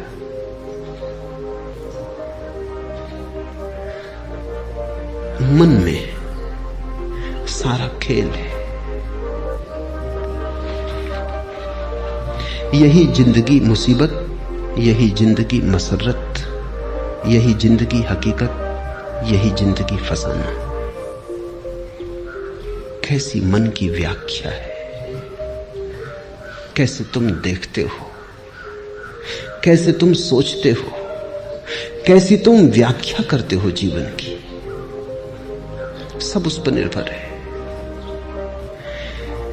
मन सभी प्रवृत्तियों का पुरोगामी है, मन उनका प्रधान है। यदि कोई प्रसन्न मन से बोलता है या कर्म करता है तो सुख उसका अनुसरण करता है, वैसे ही जैसे कभी साथ ना छोड़ने वाली छाया। अगर तुम दुखी हो तो अपने को कारण जानना, अगर सुखी हो तो अपने को कारण जानना। अपने से बाहर कारण को मत ले जाना, वही धोखा है। इसको ही मैं धार्मिक क्रांति कहता हूं। जिस व्यक्ति ने अपने जीवन के सारे कारणों को अपने भीतर देख लिया,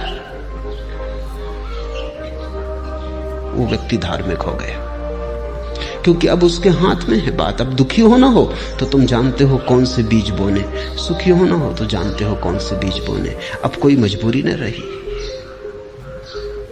फिर अगर दुख में ही मजा लेना हो तो मजे से बीज बो, कोई बाधा नहीं डाल सकता है। लेकिन एक बात फिर तुम न कर सकोगे कि दुख के तो बीज बो और रोना भी रो कि मैं दुखी क्यों। अपने ही हाथ से जहर पियो और फिर रो कि मैं मर क्यों रहा हूं।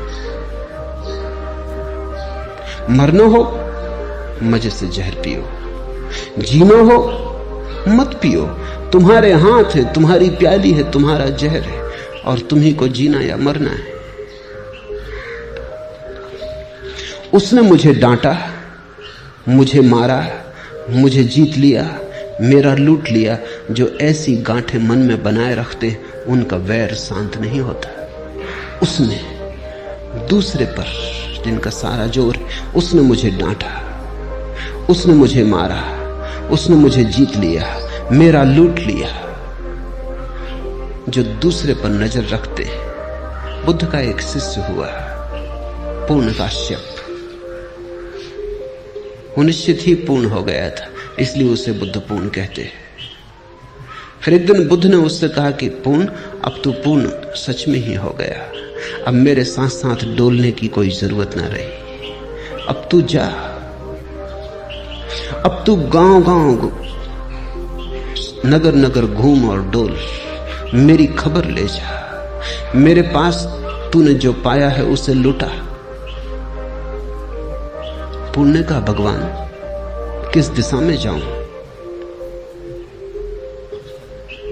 आप इशारा करते हैं।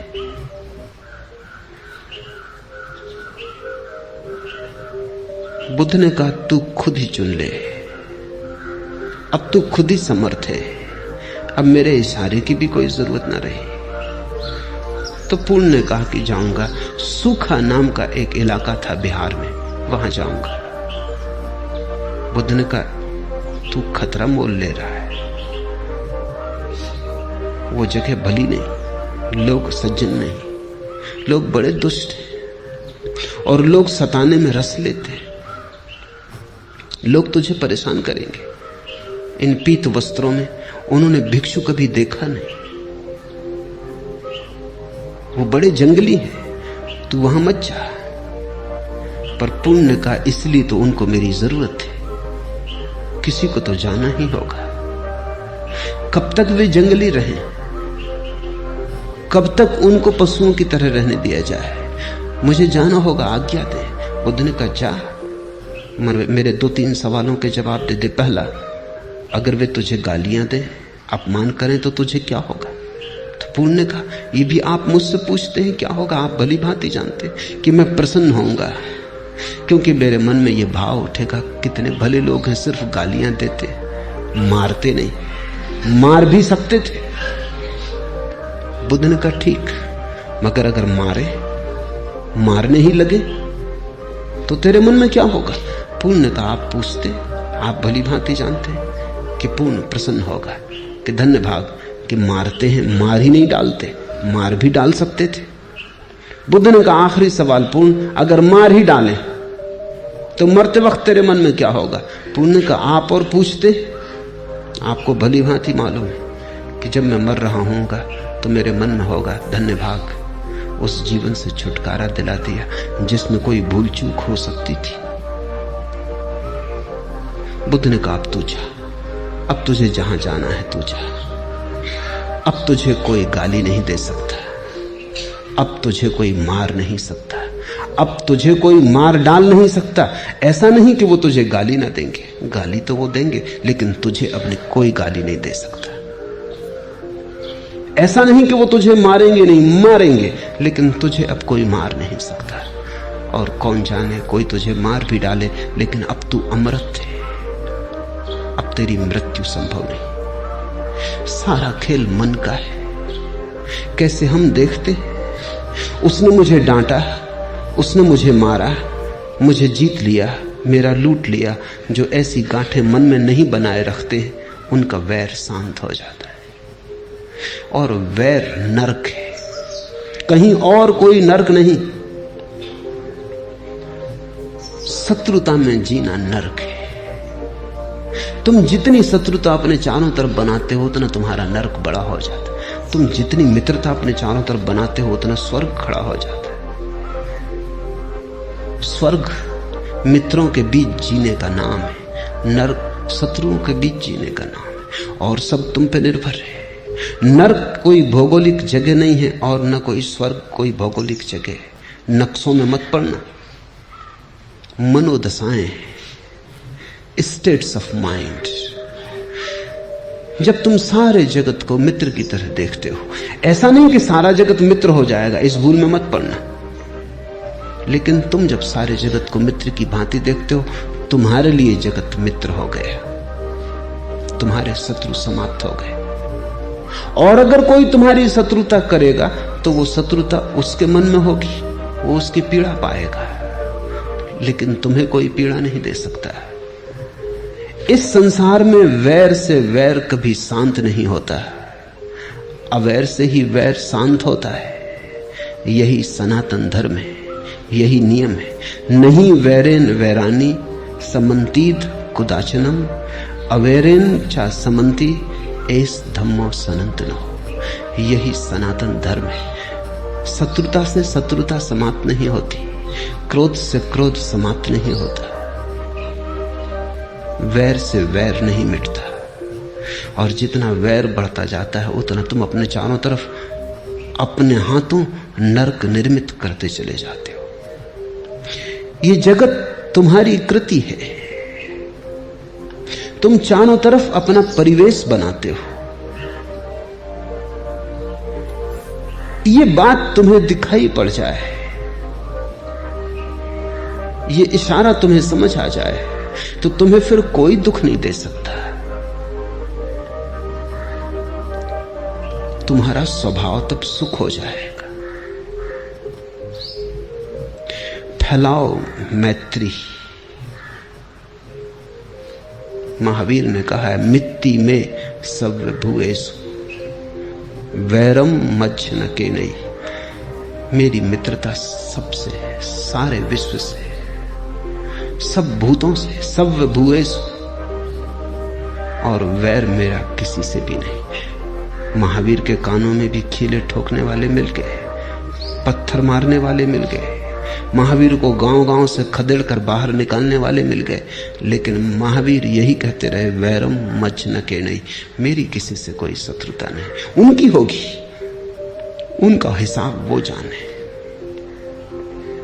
अभी कुछ दिन पहले मैं एक कहानी कह रहा था कि दो मनोवैज्ञानिक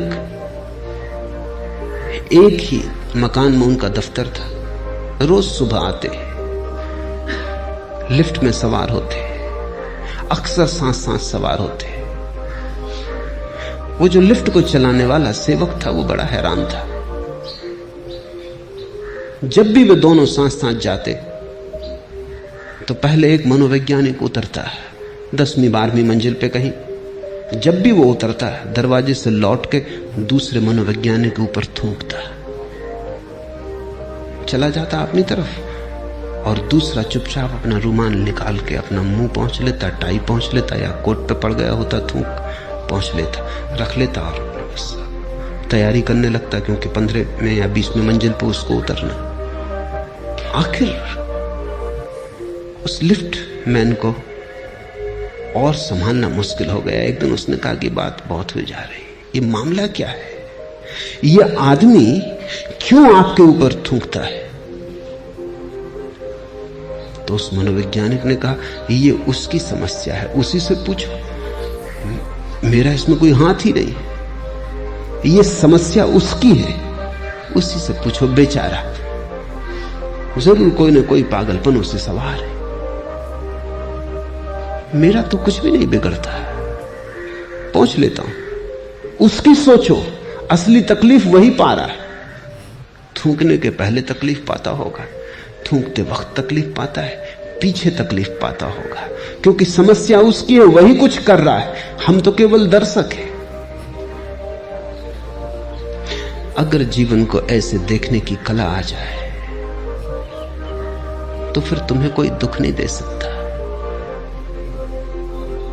दूसरा देना भी चाहे तो ये उसकी समस्या है। और तुम इस भ्रांति में कभी मत पड़ना कि वैर से तुम दूसरों के वैर को मिटा दोगे, कभी कोई नहीं मिटा पाया। प्रेम से ही मिटता है वैर, करुणा से ही मिटता है क्रोध। इस संसार में वैर से वैर कभी शांत नहीं होते, अवैर से ही होते, यही सनातन नियम है। ये बुद्ध के धर्म की आधारशिला है। और थोड़ा सोचो भी कि कौन तुम्हें सुख दे पाता है, कौन तुम्हें दुख दे पाता है, सब तुम्हारे मन का ही हिसाब है। अभी घड़ी भर पहले जो बात सुख देती थी, घड़ी भर बाद दुख देने लगती। अभी जो बात दुख दे रही, घड़ी भर बाद सुख दे सकती है। तुम्हारी व्याख्या, तुम कैसे उस बात को पकड़ते हो, क्या उस बात को रंग देते हो, क्या रूप देते हो। और अगर तुम्हें यह दिखाई पड़ जाए कि कोई दूसरा सुख नहीं दे सकता, तो दुख कैसे देगा? किसने तुम्हें कभी कोई सुख दिया, याद है कुछ? किसने तुम्हें कभी कोई आनंद दिया, याद है कुछ? और जब किसी ने कोई सुख नहीं दिया तो दुख कोई क्या देगा? मैं एक गीत कल पढ़ता था, बात मूल्यवान लगी। डरूं में किस लिए गुस्से से, प्यार में क्या था। मैं अब खिजा जो रोऊं, बहार में क्या था। डरूं में किस लिए गुस्से से, प्यार में क्या था। जब दूसरे के प्यार से कुछ न मिला, तब उसके गुस्से से क्या परेशान होना है। जब प्यार ही कुछ न दे सका तो गुस्सा क्या छीन लेगा। मैं अब खिजा जो रोऊं, बहार में क्या था। और अब पतझड़ आ गई, सब वीरान हुआ जाता है। इसको रोऊं, लेकिन बाहर में क्या था? जब बाहर थी तब भी जब कुछ पास न था, जब बाहर में भी कोई सुख न मिला, तो अब पतझड़ में दुख का क्या प्रयोजन है? लेकिन आदमी बड़ा अजीब है, जिनसे तुम्हें सुख नहीं मिला उनसे भी तुम दुख ले लेते हो। जिनके जीते जी तुम्हें कभी कोई शांति नहीं मिली, उनके मरने पर तुम रोते हो। मैं एक युगल को जानता हूं। जब तक पति जिंदा रहा, पति और पत्नी निरंतर कलह करते रहे। कभी कभी मेरे पास आते थे, लेकिन सुलझाव कोई आसान न था। सब उलझाव सुलझ जाएं, पति पत्नी के बड़े मुश्किल से सुलझते, क्योंकि सुलझाने नहीं चाहते। शायद वही उनकी जिंदगी है, वही व्यस्तता है, वही कुल भराव है। वो भी चला जाए तो फिर बड़ा खाली हो जाता है। कई बार तलाक देने की बात भी उठी, लेकिन उस पे भी राजी ना हो पाते थे। फिर पति शराब पीने लगा और शराब पीते पीते मरा। जवान ही था, अभी कोई 36 साल उम्र थी, ज्यादा नहीं थी। जब मर गया तो पत्नी मेरे पास आई, छाती पीट पीट कर रोने लगी। मैंने उससे कहा, अब तू रोना बंद कर, क्योंकि जिस आदमी के कारण तू कभी हंसी नहीं, उसके लिए रोना क्या?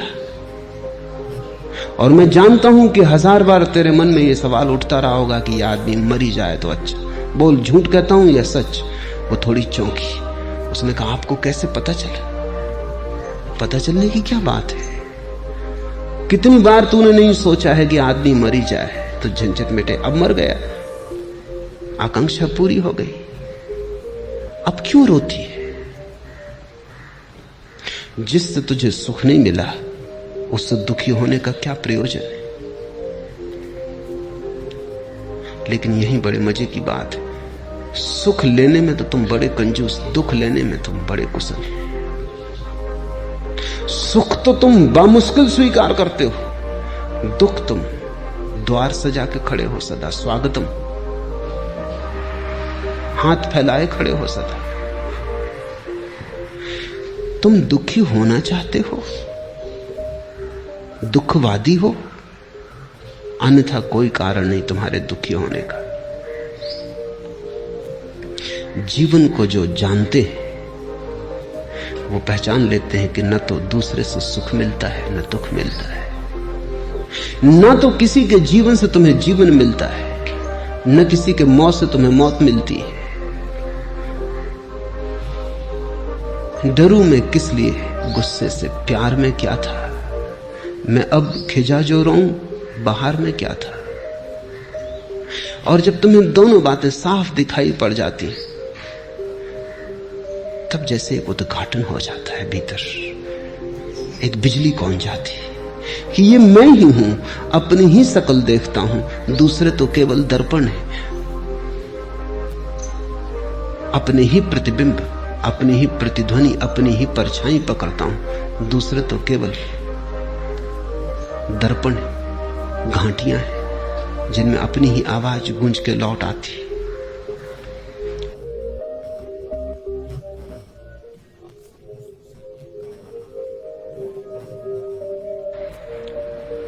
इसे बुद्ध एस धम्मो सनातनो कहते हैं। यही धर्म का सनातन सूत्र है।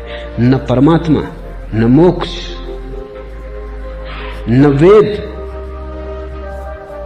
न आत्मा, कोई भी धर्म के मूल आधार नहीं है। बुद्ध कहते हैं एस धम्मो सनातनो, ये छोटा सा सूत्र कि तुम्हारे दुख के कारण तुम हो, तुम्हारे सुख के कारण तुम हो, और दूसरे को दुख देने से तुम कभी सुख न पा सकोगे, दूसरे को सताने से कभी तुम उत्सव न मना सकोगे।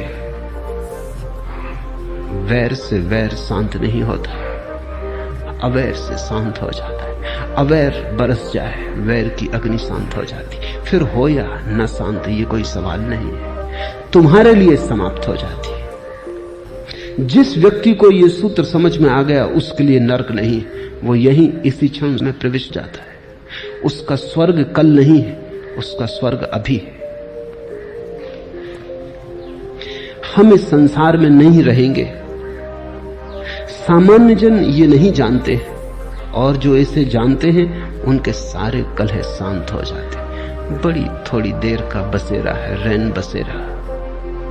सुबह हुई और चल पड़ेंगे यात्री, ये कारवां यहीं ठहरा न रहेगा। ये तंबू हैं जिनको तुमने घर समझा है, ये अभी अभी लगाए हैं, अभी अभी उखाड़ने का वक्त आ जाए। और कितने कारवां तुमसे पहले निकल चुके, उनके पद भी नहीं रह, खो गए हैं बिल्कुल। दूर उनके पैरों की, घुड़सवारों की उड़ती धूल भी दिखाई नहीं पड़ती। सिकंदर की फौजों की उड़ती धूल भी अब दिखाई नहीं पड़ती। यहां क्षण भर हम हैं, हम जैसे बहुत लोग पहले थे। वैज्ञानिक कहते हैं कि एक एक आदमी के नीचे कम से कम 10-10 आदमियों की लाश गड़ी। तुम जहां बैठे हो वहां 10 आदमी मर चुके। हर आदमी मरघट पे बैठा है, लाशों के ढेर पे बैठा है। कितनी देर तुम जिंदा, थोड़ी देर जल्दी तुम भी 11वीं लाश बन जाओगे और 12वां आदमी तुम्हारे ऊपर बैठा होगा। कारवां की उड़ती धूल भी दिखाई नहीं पड़ती, कारवां खुद ही धूल हो गए। इस संसार में सदा नहीं रहेंगे, ऐसा जिसको समझ में आ गया उसी को इस संसार में रहने का ढंग आ गया। जिसको समझ में आ गया कि ओस की बूंद है, अब गिरी तब गिरी, भोर की तरैया है, अब डूबी तब डूबी, क्षण भर का खेल है, फिर क्या चिंता है, फिर किसको दुख देना है, किसको पीड़ा देनी, किससे शत्रुता लेनी है। शत्रुता हम ले पाते हैं इसी आधार पर कि जैसे सदा रहना है। तुम थोड़ा सोचो, अगर इसी वक्त खबर आ जाए कि आज सांझ तुम्हारी मौत हो जाएगी, पक्की खबर आ जाए, क्या तुम नहीं अपने दुश्मनों से क्षमा मांगा होगे? क्या नहीं तुम उनसे जिनको मिटाने को तत्पर थे क्षमा याचना कर लोगे? क्या वैर समाप्त नहीं हो जाएगा? जाते आदमी का क्या, कौन सा वैर, किसकी शत्रुता, कैसी शत्रुता? जब विदा होने का क्षण आ जाएगा तुम सभी से क्षमा मांग लोगे, लेकिन पक्का नहीं कि वो क्षण कब आएगा। अभी आ सकता है, लेकिन एक बात पक्की है कि कभी ना कभी आएगा, ज्यादा देर नहीं है। जो कली खिल गई, अब फूल के कुम्हलाने में ज्यादा समय नहीं। सुबह हो गई, सूरज चढ़ आया, सांझ को कितनी देर है, प्रतिपल सांझ हुई जाती, सुबह के साथ ही सांझ हो गई। जिसको ऐसा दिखाई पड़ जाता है वो फिर इस जगत में वैर के बीज नहीं बोता, फिर वो कल्याण मित्र हो जाता है, फिर वो मैत्री बोता है, वो अपने स्वर्ग सल काटता है।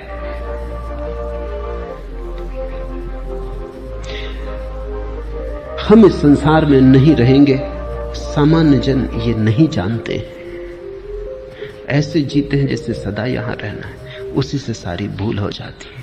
और जो इसे जानते हैं उनके सारे कलह शांत हो जाते हैं। क्षण भंगुर है जीवन, आंख झपी, क्षण भर का सपना है जीवन। इस पर बहुत भरोसा मत कर लेना, इस पर तुमने जितना ज्यादा भरोसा किया उतने ही भटक जाओगे। इसमें सो मत जाना, जागे रहना, नींद स्वाभाविक लगती है क्योंकि नींद सनातन की आदत हो गई है। जागना कठिन मालूम पड़ता है क्योंकि कभी जागे नहीं। लेकिन एक बार तुम जाग जाओगे तो ये जीवन तो क्षणभंगुर हो जाएगा, महाजीवन के द्वार खुलेंगे। एक बार तुम जाग के देख लोगे तो तुम हंसोगे, क्या सपने देखते थे, जबकि सत्य के खजाने उपलब्ध थे। लेकिन बुद्ध उन खजानों के संबंध में कुछ भी नहीं कहते। वो कहते हैं डर है। खजाने की बात भी तुम सुन लेते हो सपने में तो तुम उसका भी सपना बना लेते हो और नींद तुम अपनी गहरी कर लेते हो। इसलिए बुद्ध कहते हैं उस संबंध में कुछ भी ना कहेंगे।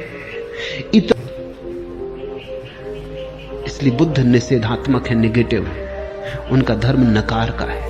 वो ब्रह्म की बात नहीं करते क्योंकि वो तो उसकी बात हो जाएगी जो खुली आंख से दिखाई पड़ता है। वो मोक्ष की बात नहीं करते क्योंकि तुमसे क्या मोक्ष की बात करनी, तुम इतनी गहरी नींद में पड़े हो। तुमने संसार की ऐसी शराब पी ली कि तुमसे क्या मोक्ष की बात करनी। शराब के नशे में तुम मोक्ष को सुनोगे भी तो भी कुछ और समझोगे, अनर्थ हो जाएगा। वो कहते हैं इतना ही समझो कि तुम नाली में पड़े हो, बेहोश पड़े हो, जागो।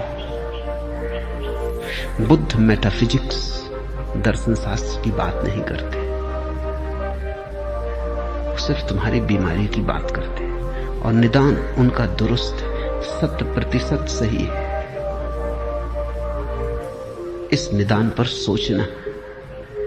बुद्ध का धर्म भरोसे का धर्म नहीं, गहन सोच विचार, चिंतन मनन, और उसी चिंतन मनन और सोच विचार से उठे हुए ध्यान का धर्म है। परमात्मा, आत्मा, मोक्ष, ये शब्द बुद्ध के लिए पराये। बुद्ध तो तुम्हारे मन का खंड खंड करेंगे क्योंकि तुम्हारा मन ही एकमात्र सवाल है जो उपनों ने कहा है, वेदों ने कहा है, कुरान ने कहा है, बाइबल ने कहा है। लेकिन बुद्ध उसको कहते नहीं। इस बात को स्मरण रखना, जो पाना है वो पाकर ही जाना जाएगा।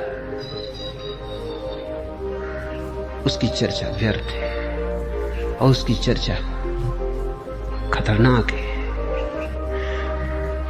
जैन फकीर हैं जापान में, बुद्ध को प्रेम करते हैं, सुबह सांझ पूजा करते हैं। लेकिन वे कहते हैं अगर बुद्ध का भी बहुत ज्यादा विचार मन में आने लगे और बुद्ध के प्रति भी बहुत ज्यादा लगाव बनने लगे तो सावधान, कहीं नींद में नया सपना तो नहीं आता। तो रास्ते पर जाएं, उठा के तलवार काट देना। बोकुजू अपने गुरु के पास था, उसके गुरु ने कहा कि देख अब वो खतरा करीब आ रहा है जब बुद्ध तुझे रास्ते पे मिलेंगे, तो डरना मत, लगाव भी मत करना, राग मत लगाना, उठा के तलवार काट देना, 2 टुकड़े खंड खंड कर देना बुद्ध के, चाहे तोड़ के नमस्कार कर लेना, लेकिन पहले तोड़ देना। बोकुजू ने कहा लेकिन तलवार कहां से तलवार लाऊंगा वहां? गुरु ने कहा घबरा मत, जहां से बुद्ध को लाया, कल्पना का सब जाल है, वहीं से तलवार भी ले आना, उठा के एक तलवार काट ही देना, कहीं ऐसा ना हो कि बुद्ध का सपना आने लगे। बुद्ध ने सपने को कोई सहारा नहीं दिया। बुद्ध से बड़ा मूर्ति भंजक जगत में नहीं हुआ है। और बड़े विडंबना की बात है, बुद्ध से ज्यादा मूर्तियां किसी की नहीं है और उससे बड़ा मूर्ति भंजक कोई नहीं। उर्दू में शब्द है बुद्ध के लिए बुद्ध। बुद्ध जो है, जिसका मतलब अब मूर्ति होता है, बुद्ध का ही बिगड़ा हुआ रूप है। इतनी मूर्तियां बनी बुद्ध की कि बुद्ध शब्द बुद्ध होकर मूर्ति का ही पर्यायवाची हो गया। और इतना बड़ा मूर्ति भंजक कोई भी नहीं। बुद्ध की तलवार तुम्हें काटेगी, तुम्हें खंड खंड कि तुम ही बचो तुम्हारी शुद्धता में, तुम्हारे परिपूर्ण निर्दोषता में, तुम्हारे क्वारेपन में। वही बच्चा है जो काटा नहीं जा सकता, नैनम छिदन्ति शस्त्राणि, जिसे छिदा नहीं जा सकता। जिसे जलाया नहीं जा सकता। बुद्ध छेदेंगे और जलाएंगे ताकि जो छेदा जा सकता है वो छिद जाए, जो जलाया जा सकता है वो जल जाए, और फिर तुम बच जाओ तुम्हारी परिशुद्ध अवस्था में। वही वेदों का ब्रह्म है, महावीर का कैवल्य है, कपिल और कणाद का मोक्ष, बुद्ध का वही निर्वाण है। निर्वाण शब्द नकारात्मक है। निर्वाण का अर्थ होता है दिए को फूंक कर ज्योति का। बुद्ध कहते हैं ऐसा ही निर्वाण है। मैं चाहूंगा कि तुम फूंक मारो और अपने को बुझा दो, और फिर मत पूछो कि कहां गए। खो गई अनंत में, हो गई एक एक के साथ, मगर पूछो मत कहां गई। निराकार